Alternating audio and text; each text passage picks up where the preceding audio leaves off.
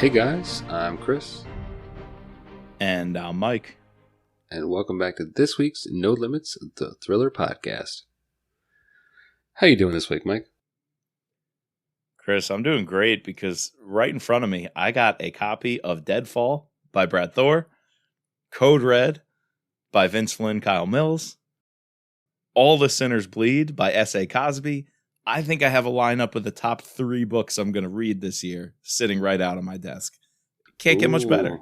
That's intriguing to think about. Top three books. You know, that's something we haven't done since starting the pod, is like doing a ranking of everything we read during the year. I guess mainly because we have been focusing on, you know, these two series. But now that we're diving into other things, it'd be interesting. And, you know, in all of our copious amounts of free time, read other books. Yeah, that'd be interesting to do that. Maybe we'll save that for a pod at the end of the year. But yes, I'm excited today to talk about All the Sinners Bleed. I'm excited next week to talk about Deadfall. I'm excited next month to talk about Kyle Mills' last book, Brings a Tear to My Eye. In the meantime, we are also going to cover Kyle Mills' old book, Fates. We have a jam-packed... Luckily, I have a 12-day road trip planned where I'm going to get a lot of reading done. Yeah, it's fun times here on the Thriller Podcast. Really is. I mean, it was so exciting putting this list together. It sounds a little daunting. I put quite a few books between now and the end of 2023, but it's going to be a blast. There were some big names there. We're sprinkling in Andrews and Wilson, Ward Larson, and a good old friend of the podcast. And today, I think Sean Cosby, S.A. Cosby, was one of our very early authors when we started doing the author series on the Mitrap podcast, because that book, Blacktop Wasteland, blew us away. Very good book. It was, I think, Sean's first book that went mainstream. I know he published another one, or maybe even 2 before that, but that one put him on the map.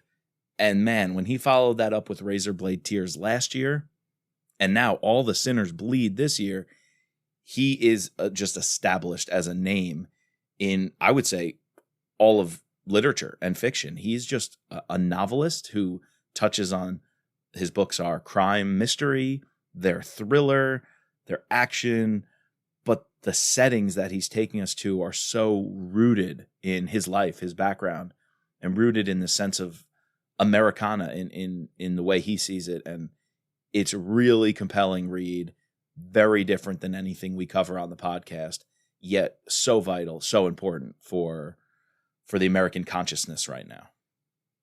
Yeah, you know, he got a shout out by a couple times by former President Obama. And he's, you know, constantly getting on these end of the year book lists. I know Razorblade Tears, as well as Blacktop Wasteland, very highly regarded. I didn't get a chance to read Razorblade Tears. You did read it, and that because I didn't have a chance to read it, we haven't covered it on the pod yet. You know, it'd be interesting to go back and check that out. And then there's another book that both escaped both of our eyes. What's his third book? Well, it was his. It was a first one, and let's see what it was, because it came out before Blacktop Wasteland. My Darkest Prayer. Oh, that came actually before Blacktop Wasteland. Okay, right. That came out in 2018. Blacktop Wasteland 2020. So yeah, that was a much earlier book. And like I said, it didn't get as much traction as Blacktop Wasteland, but I think a lot of people, like we should, went back to it after realizing how good of an author Sean is. Definitely. So what do you say? Do you want to get into his latest one, 2023 release, All the Sinners Bleed? Dude, absolutely. Let me give you the synopsis.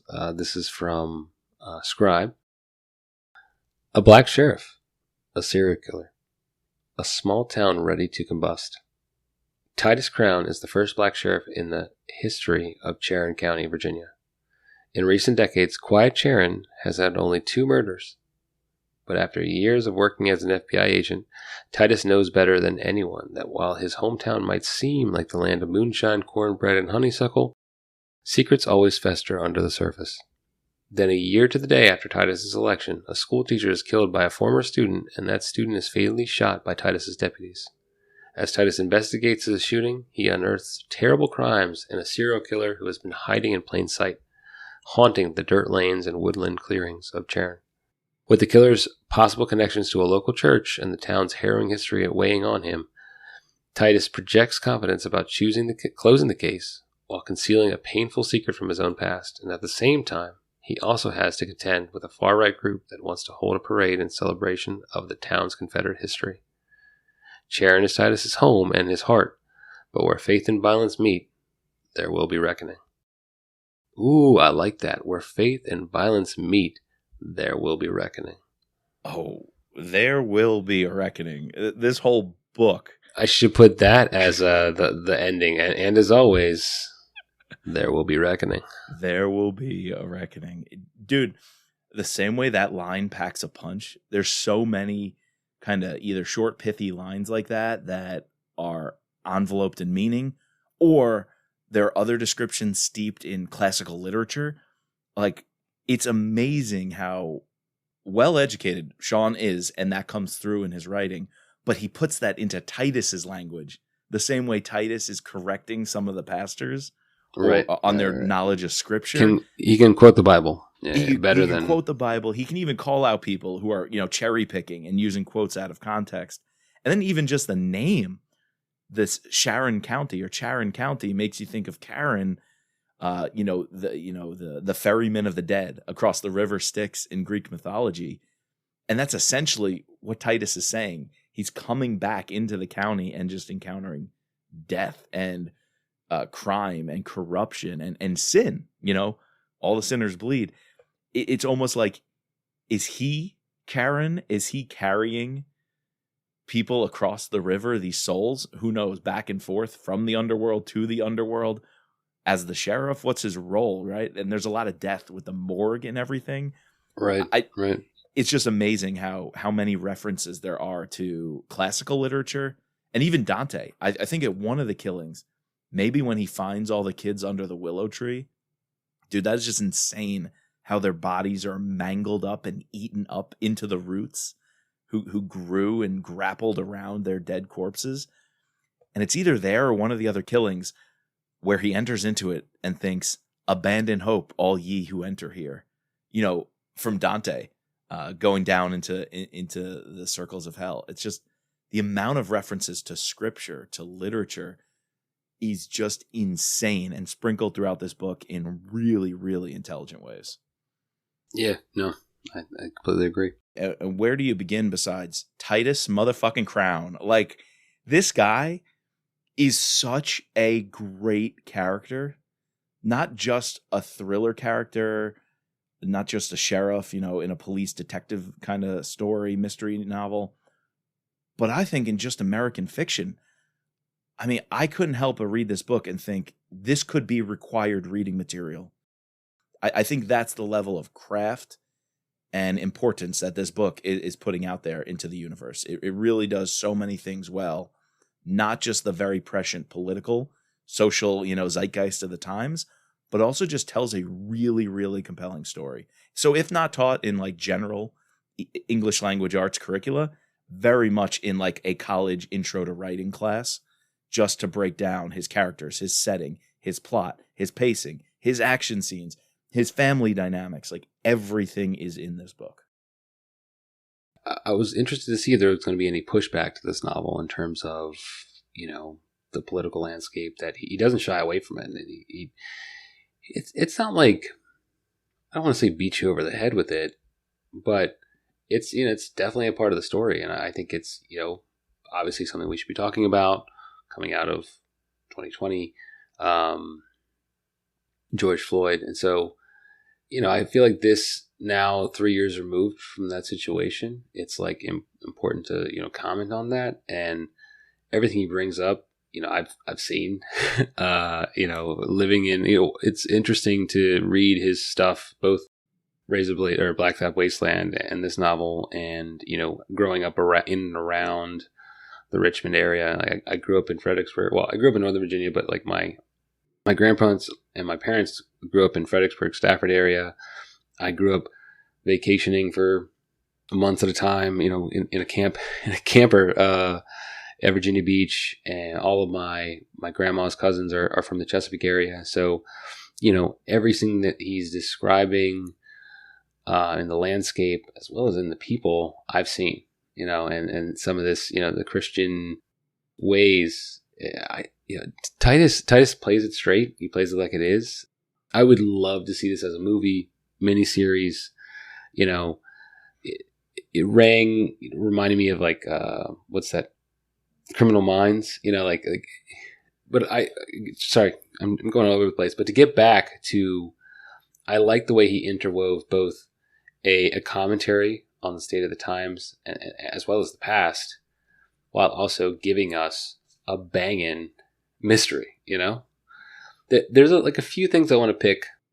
I wanted to know if you picked them too. But besides that, the story holds up pretty well. It's interesting, gripping, page turner. Like I crushed this audiobook more so than some of the other political thrillers. Like at times I feel like when we read some of these, they're not like super suspenseful. They're not like, they're action and they're interesting. I want to see how it goes. But this one is way more. The last novel I devoured like this was Gone Girl. Like I read that first before seeing the movie, and like it just, right. I wanted to know. I had to know what was going on, and so the same thing goes for All the Sinners Bleed. 100%. And I think because you mentioned crushing the audiobook, which I did too, I didn't want to stop this one. I listened to it almost continuously through, I think in like 3 sessions, because you don't want to stop it. And that's a credit to Adam Lazar White. He narrated, he's very good. Yeah, he narrated all 3 of these books so far. And the way he can transform the story and make the characters come alive is just insane. And you combine that with Sean's writing, which we said from the very beginning when we covered Blacktop Wasteland, it's almost poetry, the way he could set a scene and paint a picture. I feel like words on a page to him is like an artist with a paintbrush on a canvas. He's like the Bob Ross. He's painting it so vividly and with incredible language. And then to have a narrator as good as Adam Lazar White to bring it alive from the page to an audio format, there's just 2 masters at work here doing that, right? Like 2 true craftsmen, artisans, professionals. And it really, really is a treat. I would say this is for something so freaking deep, and it kind of hurts your soul, and it tears the fabric. It's scary at times. Yeah. Right. The social fabric is totally torn up and presented to us front and center. But at the same time, it's so delightful to hear it explained in this way. Which brings me to a big point I want to bring up today. I think, like you mentioned, a lot of people may see this as too aggressive of a political or social commentary, if you will, from the author's perspective. And I think in a lot of books, whether it's Brad Thor that we're reading or Jack Carr, you and I have called that out, right? And so we have called out when an author is a little too heavy-handed, imposing their own, whether it's political, philosophical, social, economic worldview into the book, and it's done in a way that almost takes you out of the story. It breaks that verisimilitude. I would say that does not happen here because of a few really smart moves. One is that we stay with Titus Crown, the protagonist, nearly the entire book. I felt as if everything we saw and felt as the reader was through his eyes, which means we're also seeing the internal struggles that he's going through. So when you're discussing tearing down a Confederate monument, which has a very, very powerful ending, or whether you're commenting on a white nationalist rally interrupting the fall festival, this town celebration, whether you're talking about the racially charged perspectives of the murders and Mr. Spearman, right? Yet the fact that we're seeing it through Titus's eyes makes it palatable in the sense of, I'm sure the author is telling you his perspective, but it doesn't feel heavy-handed because it's the character's perspective as well. You don't have to break that or force it into them, because I buy hook, line, and sinker. Titus is the most genuine, honest person. When he has an opinion, that was formed with rationale, with reason, with history, with experience, and everything we're seeing is his own background. Similarly, that's not just all the racial stuff, but I would even say his spiritual struggles. Mm. A real It also, this book is also a commentary on spiritual life as well. Right. But the fact that we're seeing that through Titus's eyes with what he's had to deal with and still is dealing with, and all the doubt, right? He's over and over is criticizing everyone he runs into who tries to offer a spiritual perspective on these murders and this tragedy. He's anti receptive. He will not receive any of it willingly. But then at the end, he really feels his mother's spirit. She really resonates with him. And so almost this whole book is him going on a journey to try to find that and uncover that after resisting it so much based on the hard reality of life. I really like seeing all of these issues through Titus's eyes. Definitely. And the only time we're ever pulled away from him is when we see a new body, right? We go and meet up with someone who inevitably is going to run into a body or someone who is going to get killed. And that was interesting to be sort of taken away from the main timeline and sort of like peek a little bit behind, either the killer's eyes or, what's going on with the killer. Yeah. And I don't know, the beginning of this book, just the first chapter, just gripped me. Talking about this fictional, which I did my research, and this Charon County is a fictional county in Virginia. But again, I will say that everything that he's talking about is like pulling from whether or not it's a one specific county or the general area down in the Chesapeake or sort of right near Pecos and Yorktown, right where the Rappahannock and the York and the Chesapeake Bay all meet. He's got it nailed, locked on.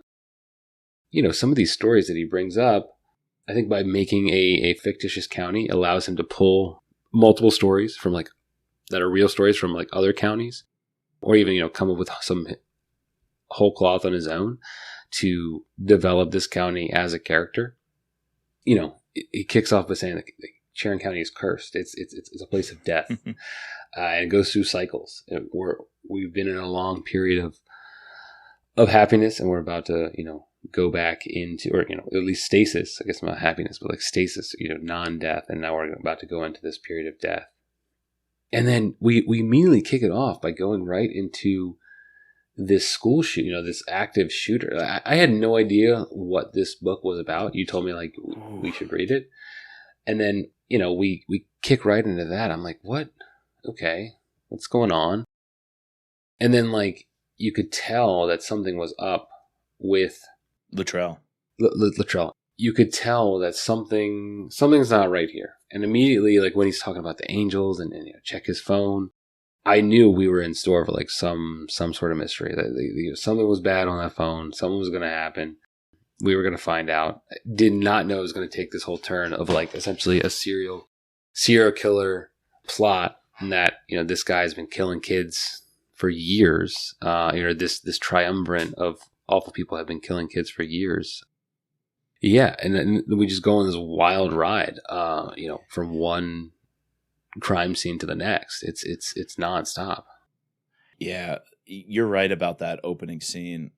It was one of those jaw-dropping, pause whatever you're doing moments and really listen to this scene. You are forced, once it begins and he gets that radio call, that frantic message to report to the high school for that there's an active shooter. The second that report came in, I froze. I don't know if it's just me, being a teacher every day, it felt so real. Things that I've thought about, my daily commute, different emergency scenarios. What would I do here? What am I going to encounter today? I couldn't believe how visceral my reaction was listening to that scene. And not to mention, it's overlaid with all the police violence we've had in America and police shootings. And now we've got Titus, a member of the community, voted in by the community, to clean up the corruption, to make change, as much as he would like to heal wounds and divides and establish, trust again in his force and his team. He knows the community is going to be walking on eggshells. They have to be walking on eggshells with the community because it's so split. And he encounters Luttrell, a boy who he basically saw grow up from childhood. Calvin, Luttrell's father, was one of his best friends, his close friends in high school. He played football together. He said he was there for Luttrell's little brothers. He was the fifth person to hold them in the hospital room when he was born. It's like he really has a personal connection to this kid. And that's what policing should look like. Members of the community who know the families, who, when something's going on, can maybe cool things down. And he's really making progress talking to Luttrell. And we as the audience are only hearing Angel of Death, and he's even speaking in Aramaic, right? And Titus picks up on that when everyone else says, he was a Muslim terrorist because he was screaming Arabic phrases. No, like, Titus is educated enough with it, and he's tuned into what's going on. He's not making snap judgments. Meanwhile, the other two cops on his force happen to be white cops, make that snap judgment that he was running at them. He was a crazed madman with a gun. He just shot this teacher, and they put him down. And Titus, in his heart, knew there was maybe a better way to handle that, whether or not you argue if it's a quote-unquote good shoot. I get the sense that Sean is really playing with, is that a phrase that should really be used? Is anything ever a good shoot? But then from a policing background, a good shoot is when you are doing the right thing and protecting yourself and the community from an imminent danger. So we do need to talk about what that means. But Titus's mind is just uncomfortable with this idea of a good shoot because he knew Luttrell's family. He knew there must be some layer of activity here that would drive him this mad to do this. And he doesn't want a police force just willy-nilly shooting a black boy because he's yelling and waving a gun. He realizes that, heavy is the head that wears the visor. He realizes he has to take this upon himself to change the community. And it's going to be really, really hard.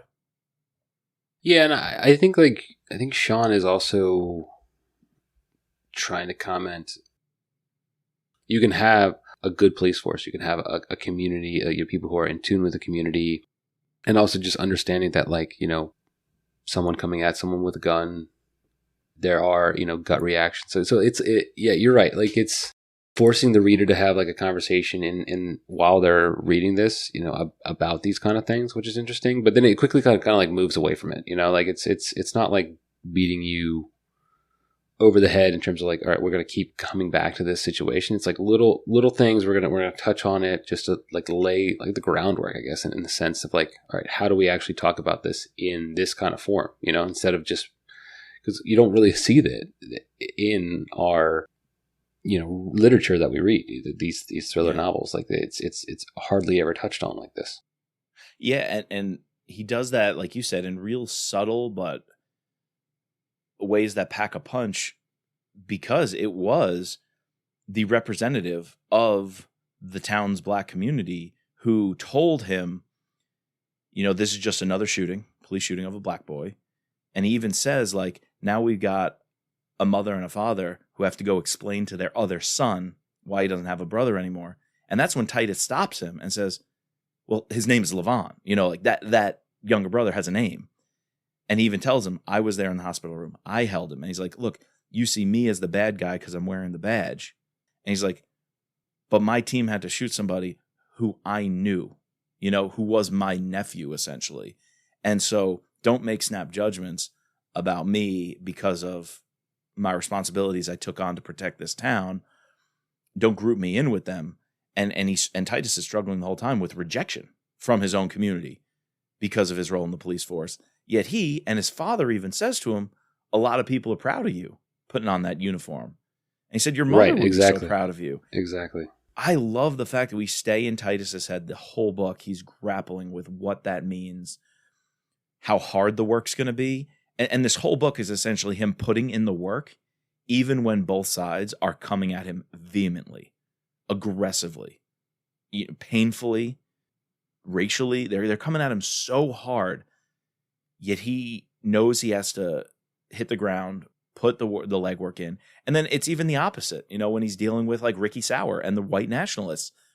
He tells Jamal, the leader of the black church, he tells him like, look, Ricky Sauer got the permit for this march, which was a community decision. So literally the town board voted by the people, approved this permit.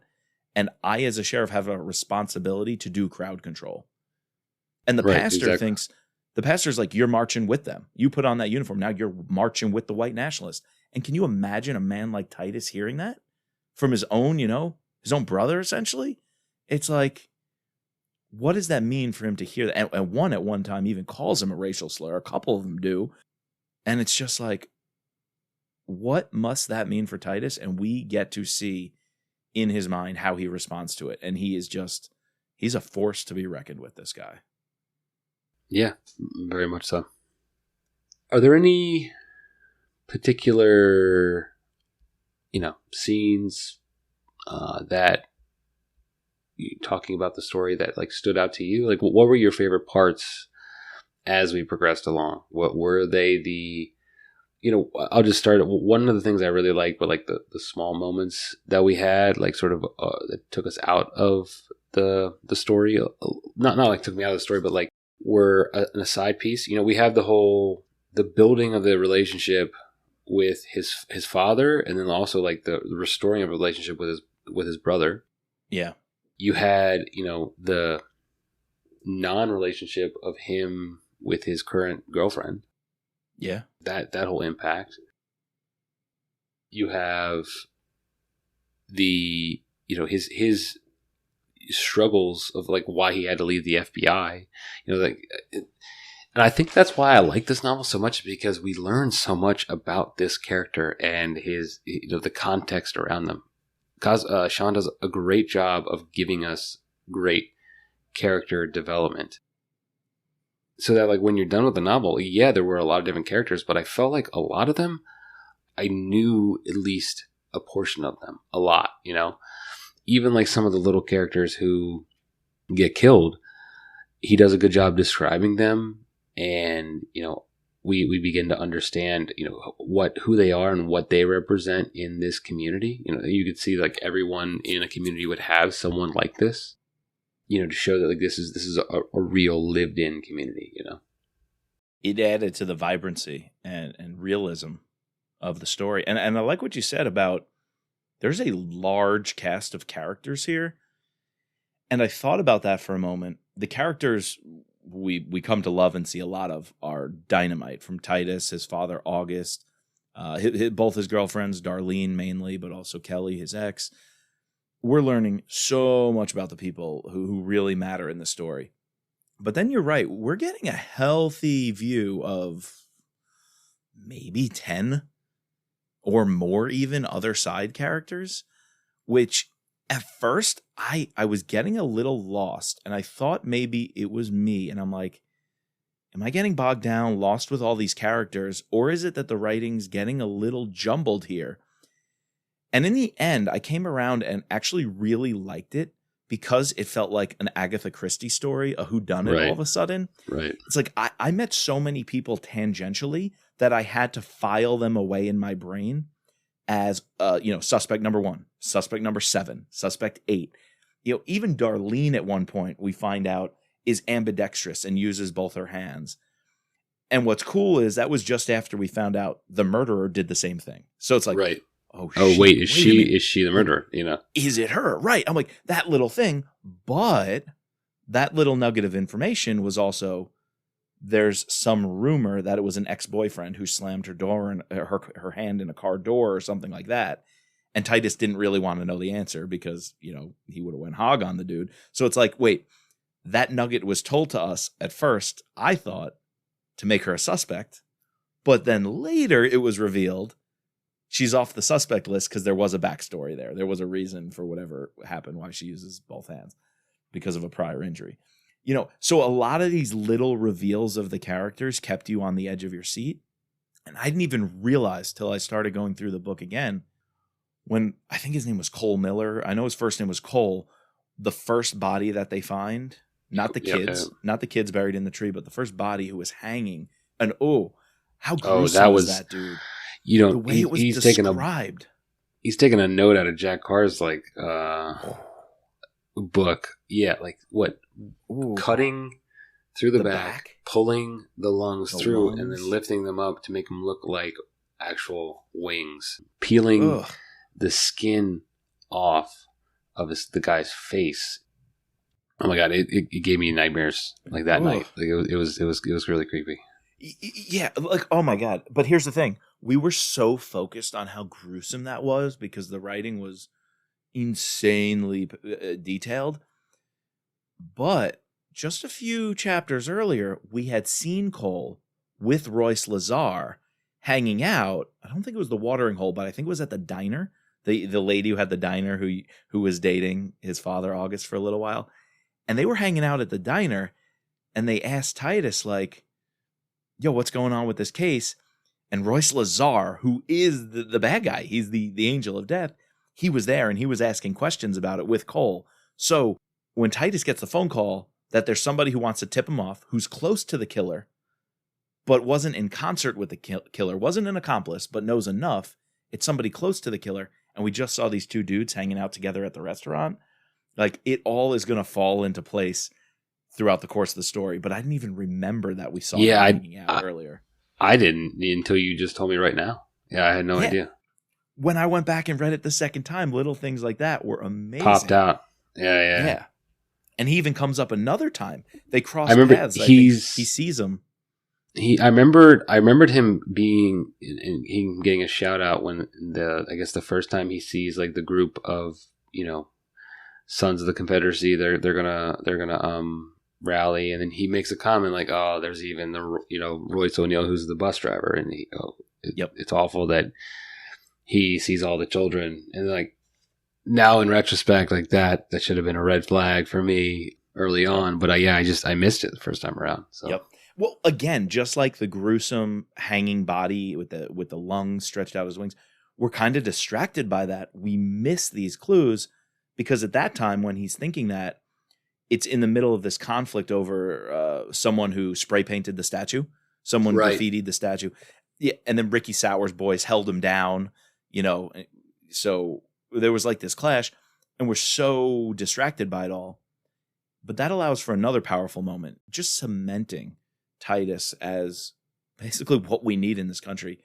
He takes the kid aside, like a 17-year-old or whatever, and he talks to him, and he's like, if you were the one who spray painted this thing, like, I'm not under any legal obligation to tell your parents, but like, I would go home and I would set the record straight with them and let them know what you said, what you did. Like, you're lucky they're not pressing charges. The Daughters of the Confederacy don't even have a chapter near here, and it's their property. So, no one's going to press charges on this, but like, I want you to own up to what you did. And he didn't tell the kid, like, you're wrong, you broke the law. He wasn't the lawman for this kid who graffitied this Confederate statue. He had a heart-to-heart with him, pulled him off to the side. And unfortunately, Jamal, the very aggressive pastor, comes up and goes, too bad you couldn't do what you did for that kid to Luttrell before your boys shot him. And it's like, dude, like, Titus just did the right thing for this kid. He didn't chastise him, lock him up, or beat him like Ricky Sauer's boys wanted him to do for spray painting a Confederate statue. He did offer the other side the chance to press charges, but it wasn't their property. And they had no right to detain this kid, right? They held him down after they caught him doing the graffiti. And the white nationalists had no right to do that. So he's like, look, we could press charges on you too. He diffused the situation, and he spoke to both groups as an objective lawman should. But Jamal comes at him and goes like, he's taking it from both sides. And I'm just like, Titus is trying to do the good thing in this world, yet he only sees darkness. He only sees despair. He's pushing faith away. And all the people he does see leading these churches, whether it's Jamal in the black church or this crazy pastor who actually is the one who raised the killer, the snake charmer dude, all these people have failed him. They failed the community. They're failing to live up to the best of what they should be in their respective spaces. And all that weight is put on Titus, and you feel it the whole time. While this book is delightful to read, it's so suffocating because it's so real. Dude, I couldn't even said it better. It's that it hits it. Yeah, I think there's a couple of these side characters that I want to get into when we talk about the bad guys for sure, get into our scorecard. One thing I wanted to bring up, it's a minor nitpick, and maybe it's just because I watch, some of these shows on TV, but for me, I feel like would he have been given this much of a leeway to continue the investigation? Yeah. I feel like, I guess, does the FBI have to be called in by him? It's always going to be his call until he makes that call to bring in, more help. I don't know. I just remember seeing like Criminal Minds, like, oh shit, we like 2 killings and like boom, they're on a plane, and going somewhere. I mean, I know it's a show, it's not real life, but I just felt like this small, or even the state police, the Virginia State Police. I thought they'd come in a lot sooner. I didn't know they have to be asked after like 8 murders or something. And they came in and they're like, yeah, we're not gonna take over. This is your deal. Like you just. Do you think that's like a power struggle there though? Do you think that's the point? They're not going to pay attention to a small backwater kind of small town. I don't know. I think if it's one thing if it's one murder, but then you have, as soon as the child pornography comes in, I feel like that now becomes federal. That's a federal crime, right? Yeah. So like the feds would have been there immediately as soon as they found the kiddie porn on Spearman's stuff. And weren't some of the kids also from out of state, like the ones who got murdered? Right. Or so not out of state, but out of county. So it's like definitely out of the way he drives to Maryland, right? So he goes to Baltimore. So exactly right. That's true. As soon as it goes across state lines, I feel like the feds would have been in there. And so I realize you got to suspend your, it's a story. So Sean didn't want to have the feds come in. He wanted him to be. I thought that would have been interesting, to be this guy who used to be a Fed interacting with Feds, like seeing sort of that dynamic, that interaction. What did you think about like the whole story about like why he got out of the Feds, or why he got asked out of the Feds? That was intense. That was really intense, and nobody really knew the full details of it, except for him. Like I don't even think he told his father, truly why. I don't even think he definitely didn't tell his current, the Indiana, the girlfriend that he was seeing. They kind of just like decided to part ways, right? So yeah. No, that was intense. And the fact that it was this, what was he, like a 7-year-old? There was a kid, the white nationalist family. Smiling at him while he pulls like the grenade, right? Pulls the pin on the grenade. And I'm just like, yo, that's insane. And then he has a chance to confront, it was the father, right? Who he ends up shooting. And was he justified? And like compare that to a quote good shoot, like it's a good shoot by the cops on Luttrell because he had just shot a teacher, but a teacher who murdered multiple kids and was deeply manipulative of all the youth in this community, versus this white nationalist who is like, give me my rights. He's laying there. He's like smiling at him. Like, I'm going to get to go live in a jail cell the rest of my life in relative comfort. And Titus is like, fuck no. And, finishes him off. I'm like, is that not a good shoot? Even though it was probably more justice, once you have the full picture. Have you seen the show Justified? No. I mean, that's like the whole premise, right? Of why Timothy Oliphant's character is in Kentucky. He does a justified, quote unquote, justified killing in Miami, in Florida, and working as a marshal. As a punishment, he gets sent to the backwater. And so in this case, as a punishment, he gets asked to leave the bureau. Right. It'd be interesting to see like what people would. I guess that's how it happened to me. You essentially just murdered some dude. Yeah. Who tried to kill you. I guess can you claim? I guess you can't claim self defense if he's like begging for his Miranda rights. Then sure, But that was an intense story, though. Yeah, intense backstory, and we could see the scars and the damage that it had on Titus and his relationships. All of this, I feel like, is the reason we can't get good people doing the jobs we need them to. Because should it be this hard for a good person to execute faithfully the responsibilities of their office? It's only going to encourage the good people trying to do the right thing to give up, to not push as hard as Titus, not stay in the role. is it just me, or is that how these things work? Is that these systems are set up to not allow the good ones who want to do the just thing to flourish? I mean, sadly, you're probably true.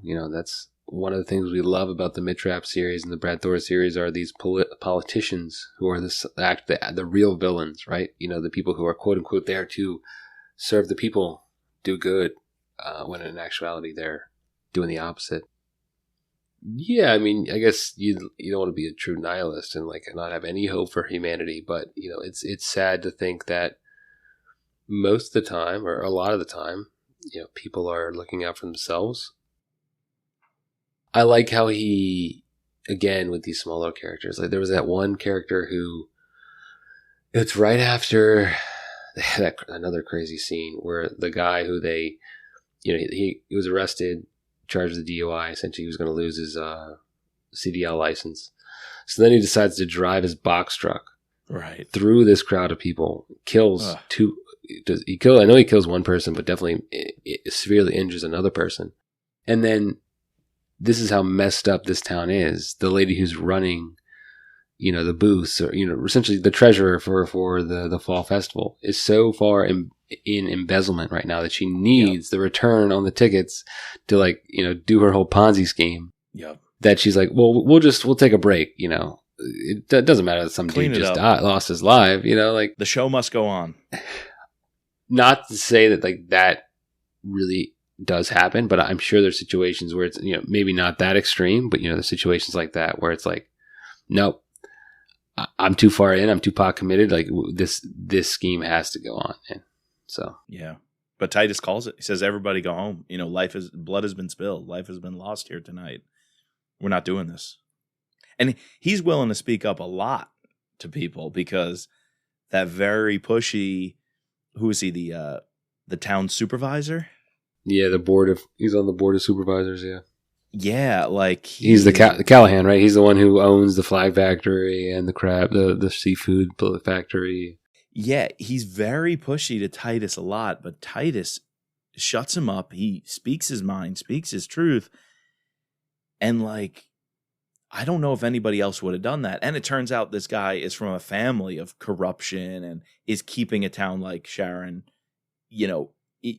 held back and where it is, and stoking the flames and encouraging the divisions. And this guy just wants Titus out of his hair. He says, "I'll call a special election. We'll recall you. You're making no progress on this case. I'll put my people in." And it's just disgusting. And somebody needs to speak up to it. We had Titus to speak up to these people and finally make a change, but he's paying the price for it. He's really paying the price for it. Losing Darlene, having a torn relationship with his brother, who let's talk Marquise. He's a great side character, even though it's so hard knowing how he's, kind of distanced himself from his father and his brother. But at the same time, you could tell he loves them so much when they're having some of their side chats, just on the back porch or something.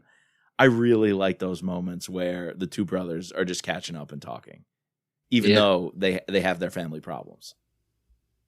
No, definitely, for sure. That's like I said, I like learning the little family dynamics between him and his brother, him and his father. The relationship that he had to his mother, and how that sort of pushed him away from this whole religion aspect of it.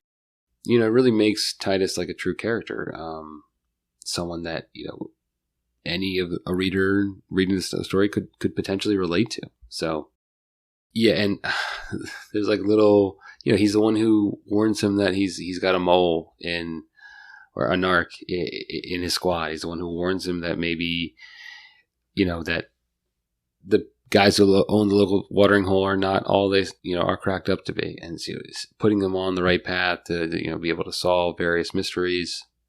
And Titus is smart enough to do it on his own. He's the one who concocts various plans to figure it out, but he keeps getting foiled at certain times. And so, he is the sheriff that this town needs. Definitely not the one that the town wants. So what did you think of the very end of the novel? He solves the mystery. We get, this final showdown. Pretty gruesome. I like the mini redemption arc for his one deputy who was, he was the mole, right? It allows him to, sort of redeem himself for a short period of time until eventually he meets his demise. Yeah. Yeah, we find out that it is this creepy bus driver who's half black, and history of essentially the crazy preacher is the one who bred him to be this way, right? And then we get that culmination, and we find out at the very end, he's succumbed to his wounds. He wakes up a couple months later, and he's decided to not be a sheriff anymore. What did you think about that? Yeah, I really like the ending, that action sequence. Everything from when they find the house, they drop into the basement, he's fighting, he basically is losing consciousness, but he just doesn't give up. And a really gripping action scene. Like you said, he's with one of his deputies who we weren't sure what to think of that guy. Like, he certainly had his moments where we weren't on his team, but ultimately he ends up helping Titus at the end. And I thought for a minute his partner turned on him and was leading him there. He was going to be part of one of the bad guys, but no, he really helped Titus and saved his life there at the end and lost his own. I thought that was a really, really gripping final scene. Yeah, and I thought, like I said, poetic justice, the way he's driving out of town. He's kind of going to leave it all behind, yet his legacy, the mark that he's going to leave on Sharon before he peels out, it has to involve the statue. I mean, it had to. It was just it had to. That couldn't be left there. So such a smart move to have him tear that thing down while no one's watching, and then ride into the sunset. Essentially, it was that kind of ending. So I thought it was a really, really, really good ending, bringing all the parts together, and really stating clearly, the next steps that Titus is onto. Yep. All right, so you want to do the scorecard? Yeah. Yeah, let's do it, man. Let's get into it. As we talked, there were a lot of things I forgot, and I think we even left out a whole lot of scenes and other characters, so let's try to cover it all here in the scorecard. Action. What do you give action and plot for this book? I'm going to give the action a solid 8. I think it's like a different kind of action, so I don't, again, this is the first time we're really doing a mystery novel per se like this, but it has at times some gripping, I think of that end sequence. I think of, the school shooting. I think of, his first interaction with the killer when the killer kills the podcaster, because when he gets asked to come like listen to his podcast portion. There's like it's little snippets like that where we get to see Sean writing some action sequences, and I really do enjoy it. I agree. I have to go a little bit higher because of that school shooting opening scene. It was so thrilling and so real, just based on even my daily experience, thinking of what this could, it's unimaginable, but what this could end up being like for a community and how it would tear it wide open. I have to go 9 because of that and the final action sequence, hunting down the killer, chasing him, into the house, into the basement. I got to go 9. Yeah, 9 out of 10 on action. And similarly, I was prepared to go 10 on plot because everything had a payoff, little details sprinkled along the way that weren't just sprinkled to throw you off your scent, but also had meaning to the characters and meaning for developing this town. Even whether it's like the fish factory or the flag factory, they did play an important role in like the characters, because there was that one woman who worked at the factory with the killer and kind of knew the killer, and so you could tail her. But that fish factory had more meaning than that. It was almost like a rite of passage for this town. Like everybody had some connection to it. And the opposite with the flag factory, right? It was not a cultural touchstone of the community. It was basically just an economic powerhouse. It was basically capitalism seeing this community as just labor and hands and not people. And that's why his mother, who worked there, was so sick. And so I just kind of liked how everything was painted fully. Little details that were sprinkled in had a payoff. They had a role in the plot. I do have to mark it down, though, to a 9 because 1 point for the state police and the FBI not coming in sooner. That was a bit of a gripe that I agree with you on completely. So I'm not going to ding it a lot. So just 1 point here on the plot. Yeah, I couldn't go full 10 without mentioning that. So, it's got to be knocked down a point just purely for that. Everything else is pretty rock solid. Yeah, I'm not going to knock it on buy-in, though. I don't want to double ding it because I have to go 5 on buy-in purely on the you cannot put it down factor. It's just same. Insanely compelling and propulsive story. Yeah, no, I completely agree. All right, what about our villains? Like, we have this like triumvirate of villains, ultimately with like one, the ringleader, right, the big bad. But we also get like, there's a lot of like little ancillary villains. There's the preacher who meets his end. There's Ricky Sowers and his boys. There's,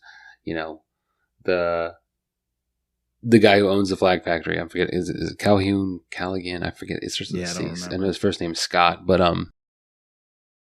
they're all interesting, and I mentioned this before. Like, I feel like his side characters, he does a decent amount with the character progression and character story building. They're fully fleshed out characters, and so I'm go pretty high on the bad guys. Solid, like 4.5. Really? Okay. I think this is where I'm going to go a little bit lower, but I do just want to caveat. I think it's hard saying villains and heroes in this story just because it shows the humanity of everybody. True. The good humanity, but also the temptations to evil and sin for everybody. I mean, let's not forget I would honestly even say the other main villain, Mr. Spearman. Like, it's just so terrifying how he manipulated this community. And so, like, if our ultimate killer is, or the last wolf is really the vicious, gruesome, spiritually motivated, torn apart villain, Mr. Spearman was the manipulative villain, the force behind it all.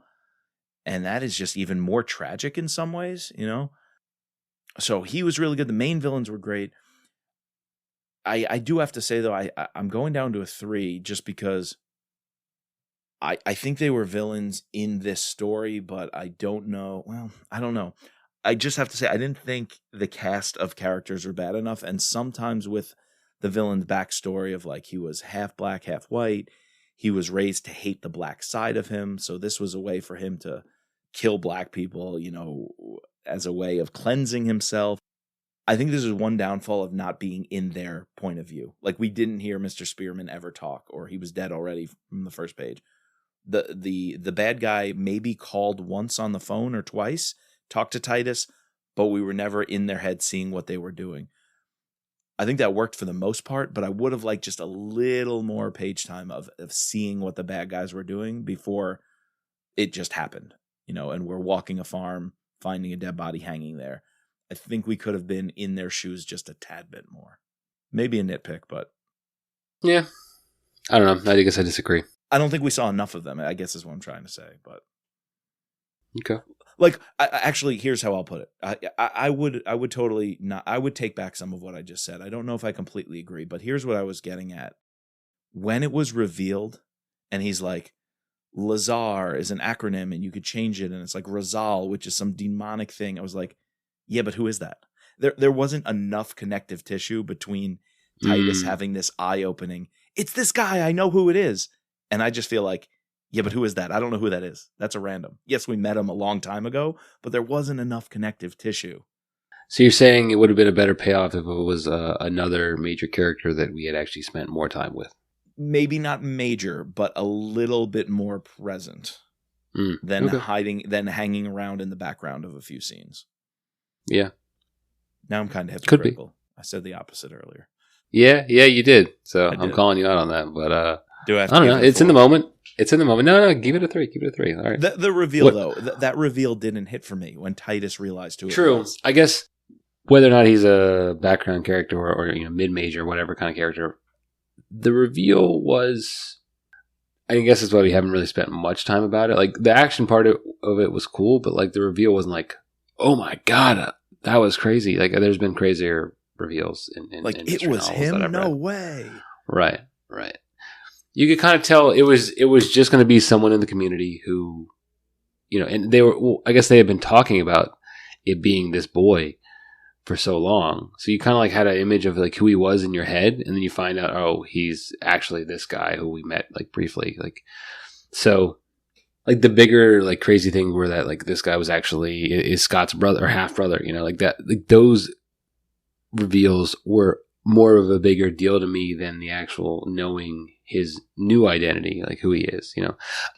Unless, like you said, let's say he was that one cop who had been there for a long time, or one of the cops who was involved in, I don't know. Yeah, I don't know. But then is it too in your face? I think it's a very fine line there. It is, because if you do that, then it's like, oh, it's just cheesy. It was too cheap. Exactly. So it was really well done, but something about the reveal, I wanted to pack a little bit more punch for me. Everything else in the novel packs such a heavy punch. That one I felt didn't. So maybe that was just me in my perspective, but I got to knock down the bad guys for it just a little bit. Maybe if you had had a scene where Titus had already deduced who it was, but the guy doesn't realize that he had deduced this. So you actually meet the guy, and then like you slowly are revealed to that this is the guy who is it, instead of like we got the opposite where he shows up. We know he's at this house, and then the guy shows up, and there's a fight breaks out. So I don't know. I think maybe what I'm getting at is one other misstep by the killer would have been like that missing link, right? That would have helped us get there a little bit more. If there was one other obvious misstep, like that, not a smoking gun per se, but like one other hint that came through and paid off that we already knew about, I think. Not the truck key and like going through the logs at the very end, something else. Yeah, all that was kind of cool though, actually. I forgot. I did like that part when we were piecing it all together because he was the truck driver, so he looked at the logs. That was very suspenseful when we were doing that. All right, I'm stepping back from it all. I'm going 3.5 because of it. I'm giving it the half point back. Okay. All right, what about the good guys? I wish I can give it extra. I'm a 5 all day. Yeah, I wish it could be a 6 or a 7. It's a 5, like purely because of Titus. You can throw in his brother and his father. His father. Yeah. Some of the other the dispatcher. Rita. Yeah. Carla. Carla. Yeah, some of his deputies. Yeah. They're really cool, and I thought they were really nice, side characters. So, and I'm glad it wasn't a crooked cop story in the end. Like, let's just make it one of the white cops who was the bad guy all along, helping the last wolf. I'm glad I gave that half point back to bad guys, because it could have very easily been that, and it would have been cheesy, like you said. Setting. What about the setting? Sharon County. Tell me about it. What's your score? I mean, it's becoming cliche to say that like Virginia or Sharon County was a character in this novel, but for this, it truly was. And I felt that Sean had really done a good job of placing us there. Everything was described down to how the streets looked, what was going on at the flag factory, what was going on at the fish house, the food that people were eating, how people drove, every single little minutia to really paint the picture of what this town was there. And I think he did a great job at it. So it's got to be a 5. I agree. Couldn't say better. I'll just add one detail. Even from the very beginning, we're clued into the type of landscape with small lines like his house growing up when his mother was still alive was the first one that actually had a foundation. It wasn't a movable, a trailer house. And so it's just like you're already getting a sense of what this community is like, how his family has worked pretty hard and gotten themselves a little bit higher than everyone else, which is going to lead towards more of the resentment once he gets in a position of power as the sheriff. So you're using the landscape, using small little details of the buildings, the homes, the businesses to really paint a picture. It's almost as if Virginia is a character in the story, and each of the other characters have a unique relationship to it. So, yeah, for sure. 5 out of 5 on the setting. These scores are pretty high, but before we wrap it up, we gotta judge a cover by the book. Let me ask you, Chris, what do you think of the cover of All the Sinners Bleed? Yeah, so there's one cover, and then I found another one online when I just happened to be like searching something. They both have pictures of trees. One has like this blood moon, which I think is referenced in the story at some point, right? Maybe. I don't know. Probably because his writing is so descriptive, but I don't specifically recall it. And there's this other one where it's like this tree is top of this like hill with clouds. I guess they're supposed to be both very ominous. I don't know. I've never seen that one before. I don't know where that is. I've never seen that cover. It popped up when I just Google searched All the Sinners Bleed, and it popped up. All right. So I guess both of these, that tree is going for the willow tree that they find, but that's in a clearing in a bigger forest, not in a clearing like around the mountains. Yeah, that's not how I pictured the willow tree, to be honest. That is definitely not a willow tree in the left. main. It's just a tree. It's just some sort of tree. Yeah. So I think I know where they were trying to go with it. I don't think it landed very well. So this is actually probably like my least favorite part of the book is the cover. I'm going 2. Yeah, I think for me, 2 is a little harsh. Though I will say the idea was good to include a tree and the sun. Yeah, I don't know. All right, maybe 2.5. I give you half credit. Yeah, I think something like that.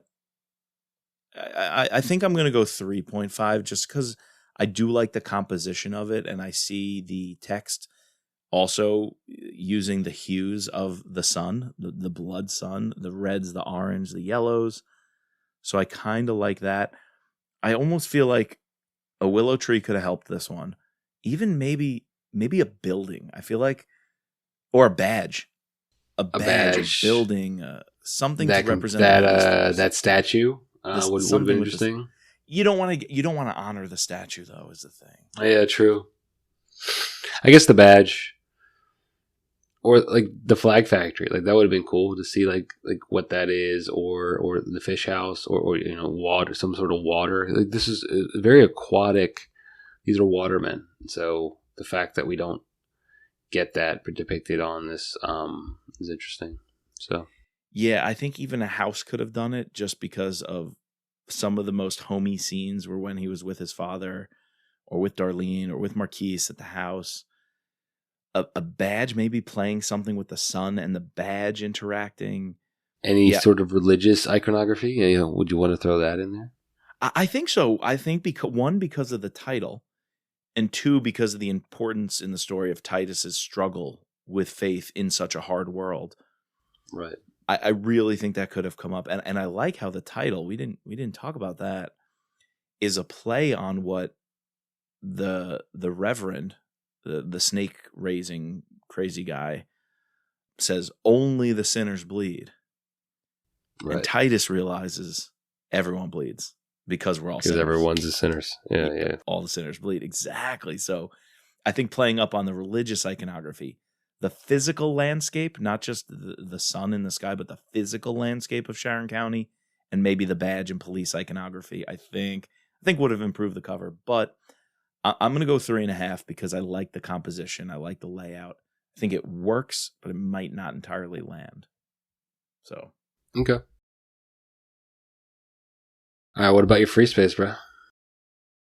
Free space. Of course, I want to give it to Titus, right? Like he's one of the most well-described, well-built protagonists we've had in a book lately. Sometimes the thriller genres we cover, protagonists can get a little bit flat. They're always this military background, a killer assassin, kind of like a spy. And I think Titus just is so much more than that. He's definitely not just a flat one-dimensional character. So I want to give it to him, but I'll also throw his father in there. I love the little quips from the father, whether it's words of advice, words of encouragement, or even just being present for his son and his longing for Marquise to come home as well. I think I love everything about the Crown family. Well, you took mine, so I got to come up with another one. I'm always doing that. You are. I got to go first in the future. We kind of talked about the setting. We talked about Virginia. Well, I could take it back. I can give you Titus and his father, and I'll take the school shooting scene, the opening scene.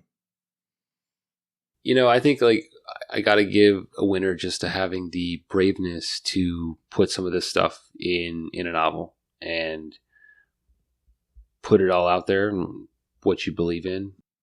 You know, because there's a difference between putting stuff like this into a novel than putting like what you think about China and what you think about, or you know, how you feel about the war in Ukraine, how you feel about our interactions with terrorists. So yeah, I think I just gotta give it to Sean for, you know, constantly iterating, coming up with banging stories, and being able to put himself fully into a story and not be ashamed of what he wants to talk about. So that's what I'll give it to. Perfect free space. Perfect winner right there. Which brings your total to 43.5. My total to 45 out of 50. So pretty good scores on the Thriller Pod scorecard. Yep. But Chris, it makes me wonder, we didn't have a scorecard back when we covered Blacktop Wasteland. How do you think it stacks up against that book? Do you have a favorite out of the two? I'm kind of curious.